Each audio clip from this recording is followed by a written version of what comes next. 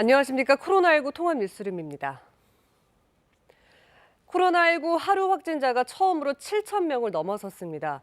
정부는 확진자 증가에 따른 의료 대응 체계의 지속 가능성을 확보하기 위해서 현행 재택 치료를 환자 중심으로 개선하기로 했습니다. 자세한 소식 취재기자 연결해서 알아보겠습니다. 이철호 기자 상황 전해주시죠. 네, 김부겸 국무총리는 조금 전 경기도청에서 열린 코로나19 중대본 회의에서 어제 하루 신규 확진자가 7천 명을 넘었다고 밝혔습니다. 하루 확진자 수로는 가장 많은 수치입니다.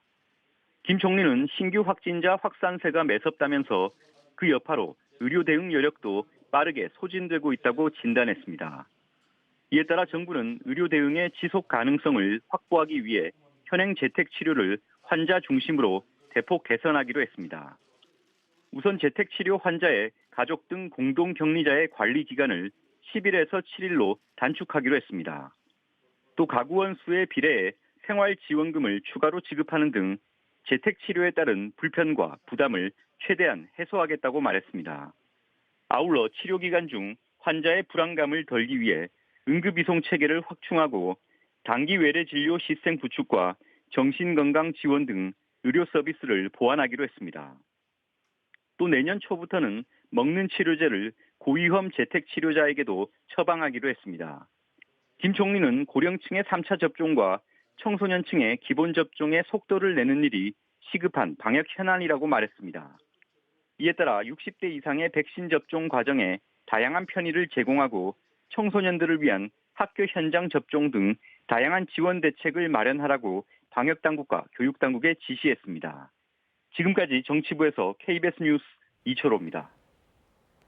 인천의 한 식당 주인이 마스크를 쓴 채 1분 정도 오미크론 감염자와 대화를 나눈 뒤에 변이 확진 판정을 받았습니다. 당국은 밀폐된 공간에 오래 체류하면 전파가 가능하다고 밝혔는데 환기를 자주 하는 것이 더욱 중요해졌습니다. 신민의 의학 전문 기자의 보도입니다. 인천에서 식당을 운영하는 30대 여성이 지난달 29일 오미크론 감염자가 다녀간 뒤 변이 확진 판정을 받았습니다. 이들이 이야기를 나눈 시간은 음식을 나르고 계산했던 1분 남짓.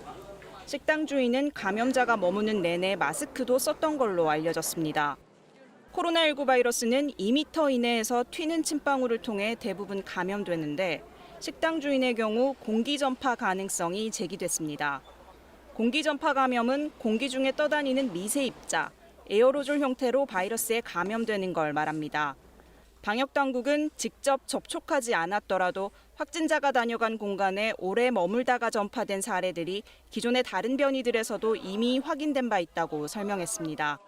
따라서 식당과 카페 등 불특정 다수가 모이는 장소에 가급적 오래 머물지 않는 것이 좋습니다.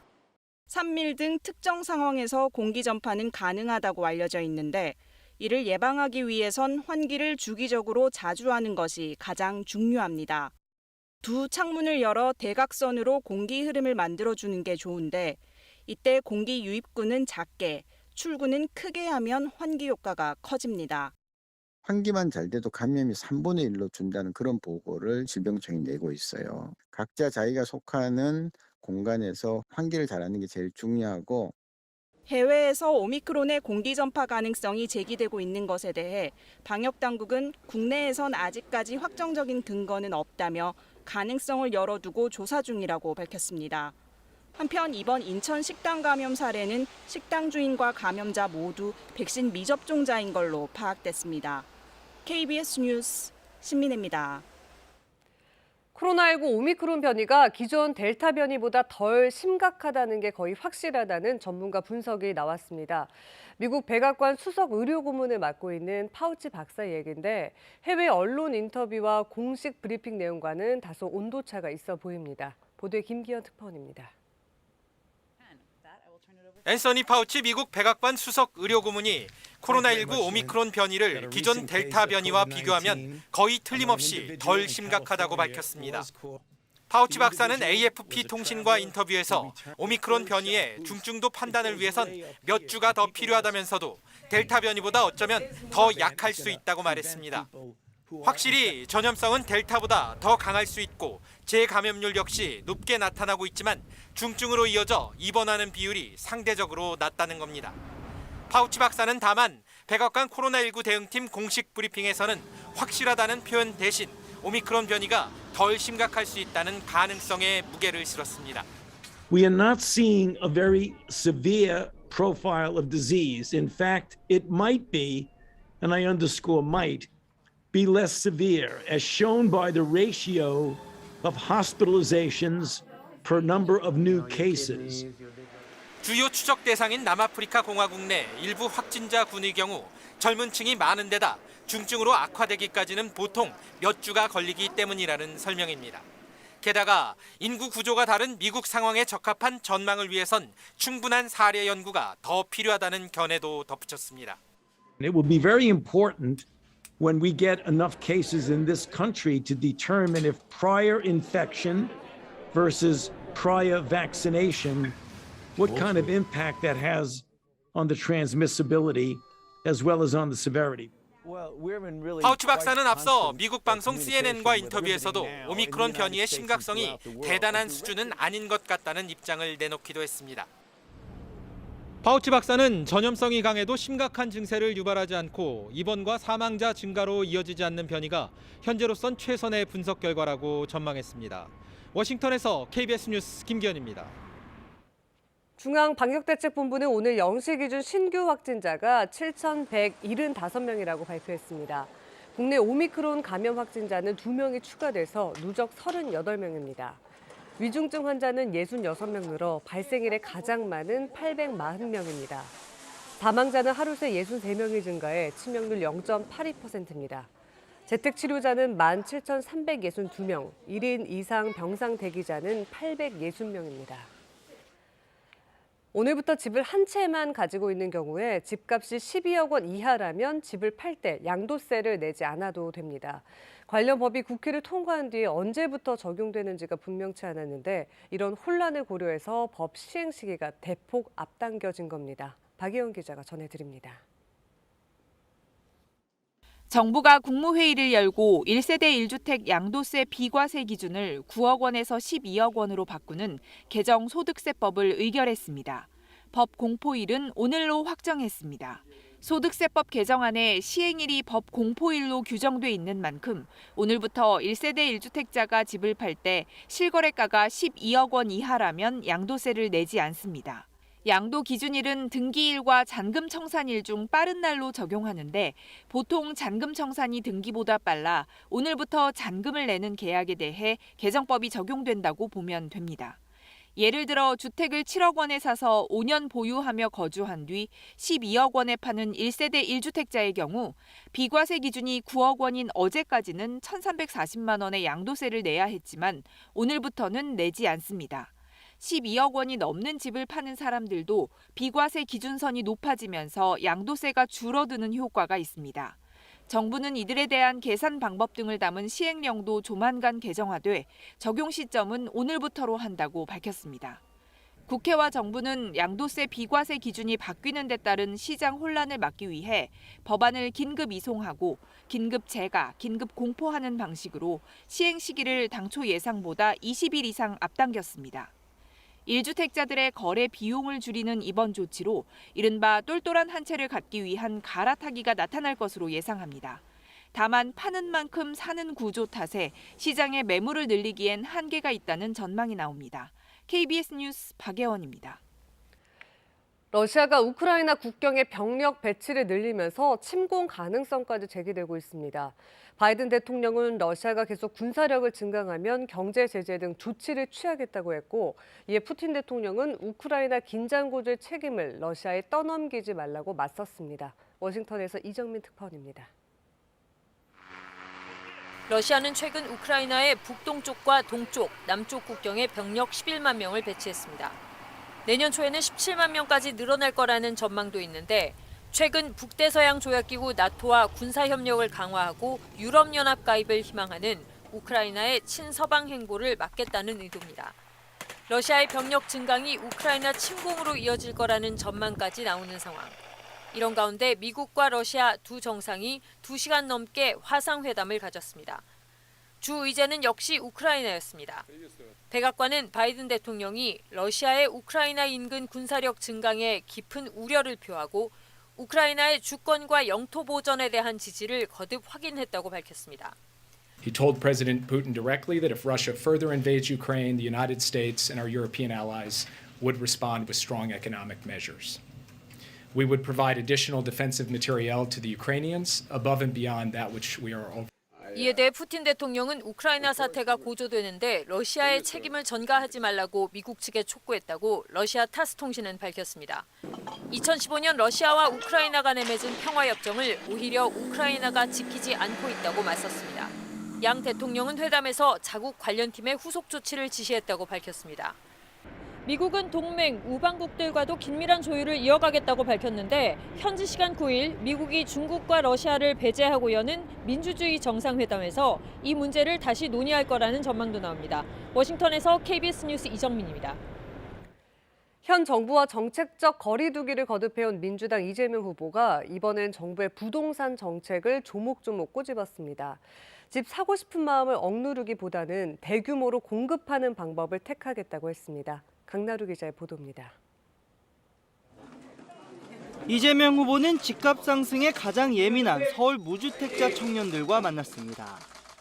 보증금을 대출받아서 이자를 내고 월세를 내고 이것만이냐, 관리비도 내야 되고 공과금도 내야 되고 또 이런 상황에서 청약도 가입을 했으니까 청약도 내야 되고.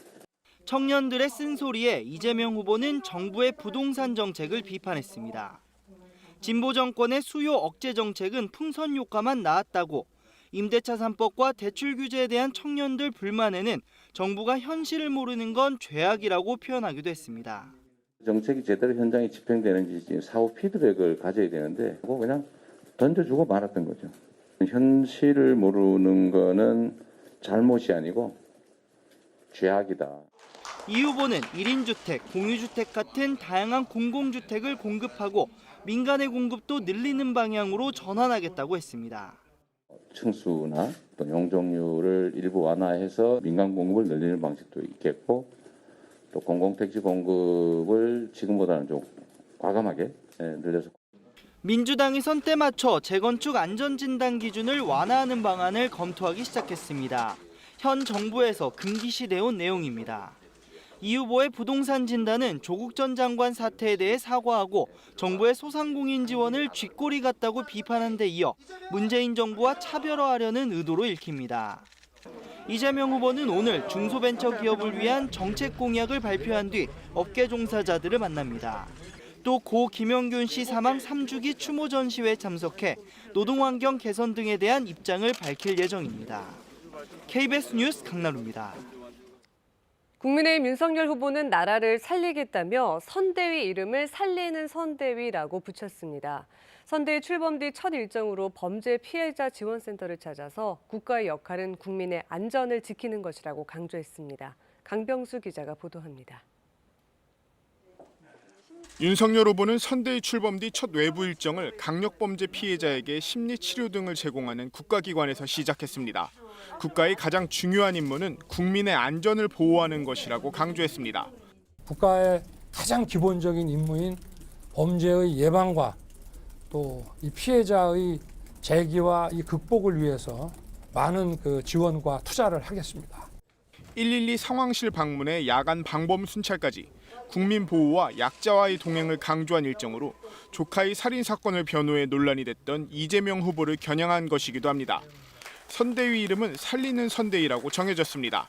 정권 교체로 희망과 정의, 국민과 나라를 살리겠다는 뜻이라고 설명했습니다.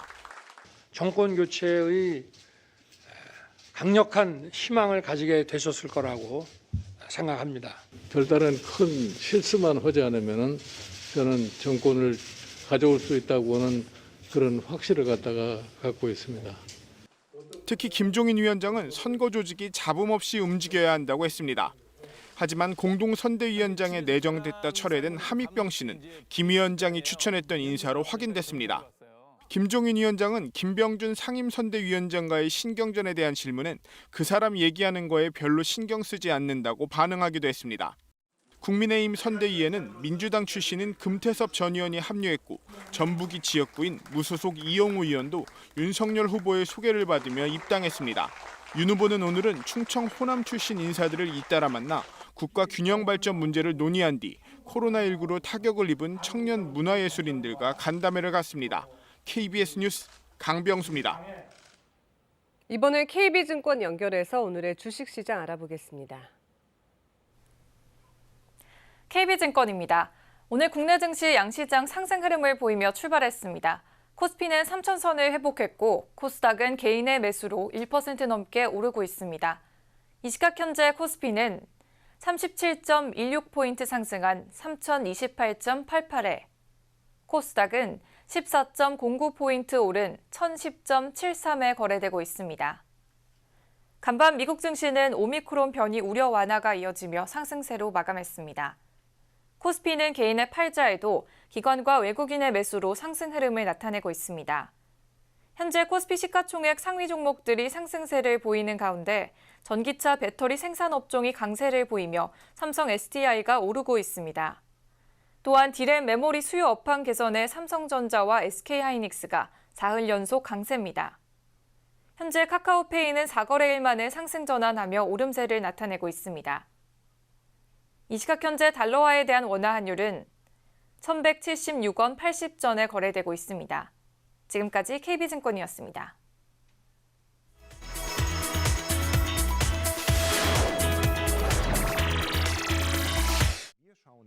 독일 도르트문트에 가뭄비 나무 1,700그루로 만든 세계 최대의 크리스마스 트리가 세워졌습니다. 독일 남서부 도르트문트에서 개장한 크리스마스 시장. 시장의 상징인 초대형 크리스마스 트리도 위풍당당한 모습을 선보였습니다. 높이 45m에 무게는 40톤에 이르는 이 트리에는 가뭄비 나무가 무려 1,700그루나 사용됐습니다. 또한 48,000개에 이르는 크리스마스 장식구와 램프가 걸렸고 꼭대기엔 6m짜리 천사상까지 자리 잡았습니다.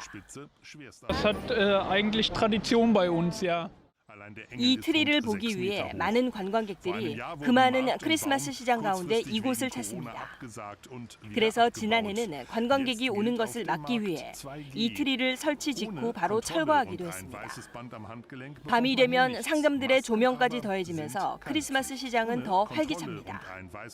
코로나 완치자와 백신 접종 완료자만 이곳을 방문할 수 있어 시민들은 모처럼 크리스마스 분위기를 만끽하고 있습니다.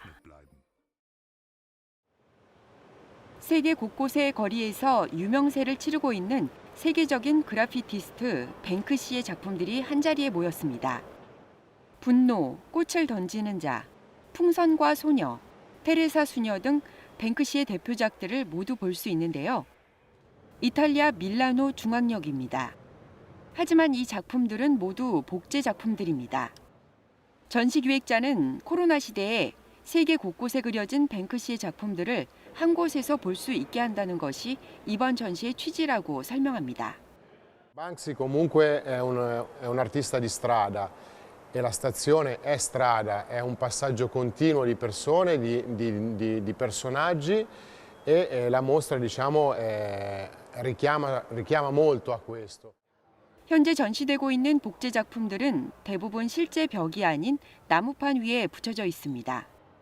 문제는 뱅크시는 자신이 직접 조직하지 않은 전시회는 승인하지 않는 것을 원칙으로 한다는 것. 이에 대해 주최 측은 뱅크시가 이 전시회를 승인하지는 않았지만 막지도 않았다며 그도 자신의 작품 세계를 한눈에 보여주는 이번 전시를 긍정적으로 생각할 것 같다고 자평했습니다. 중국에서는 내년 2월에 개막하는 베이징 동계올림픽과 패럴림픽을 대비해 자원봉사자들에 대한 교육이 집중적으로 펼쳐지고 있습니다. 맹인 안내견 샤궈는 올림픽 기간 동안 자원봉사견으로 참가할 예정입니다. 오늘은 맹인견 다루는 법을 대학생 자원봉사 팀원들에게 가르치는 교육 시간에도 차출됐습니다.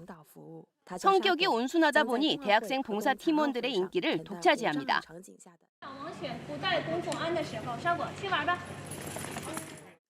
휠체어 안전사용법 교육에서는 몸이 불편한 분들이 넘어지지 않도록 안내하는 것이 관건. 더 좋은 안내를 위해 자원봉사자 스스로가 직접 휠체어를 경험해 보기도 합니다. 이 밖에도 전문 수화 통역 수준은 아니지만 간단한 의사소통을 위해 수화도 배우고 심폐소생술도 익힙니다. 2022 중국 베이징 동계올림픽 개막이 다가올수록 자원봉사자들에 대한 교육도 보다 실기 위주로 집중되고 있습니다. 올림픽 조직위 관계자는 시간은 별로 남지 않았지만 자원봉사자들의 열성 덕분에 별다른 차질 없이 교육이 진행되고 있다고 강조했습니다. 세계적인 물류 대란은 일본 식탁에도 영향을 주고 있습니다. 한 커피 제조 판매 업체입니다. 브라질과 콜롬비아 등 전 세계 수십여 개국에서 생산된 커피 원두를 수입하고 있는데요. 컨테이너 부족 등으로 인해 물류에 차질이 생기면서 원두 수입이 늦어지고 있습니다. 이 때문에 원두 가격이 2배로 높아지면서 이 업체는 지난 10월 매장 소매 가격을 20% 올렸습니다. 젖소 40여 마리를 기르는 도쿄의 한 목장입니다. 목장 주인인 미카미 씨는 젖소 사료에다 미국에서 수입되는 목초 3종류를 섞어 먹이는데요. 최근 컨테이너 부족으로 목초를 제때 공급하지 못해 애를 먹고 있습니다. 3種類のうちの2種類あるんですけどもう1種類もあと3日でなくなります。 물류의 어려움은 콩과 와인으로도 확산되고 있는데요. 전문가는 오미크론 감염이 확산되면 컨테이너 부족 사태가 더 장기화될 수 있다고 우려합니다. KBS 월드뉴스입니다. 홍남기 경제부총리의 아들이 위급한 상황이 아닌데도 특혜 입원을 했다는 보도가 나간 이후에 의료진들의 제보가 이어졌습니다. 당시 병원장이 아들 입원을 결정했다고 증언했는데요. 홍 부총리는 여전히 묵묵부답이고 김부겸 총리는 자식이 병원에 입원했는데 알아볼 수 있지 않냐고 반문했습니다. 이승재 기자입니다.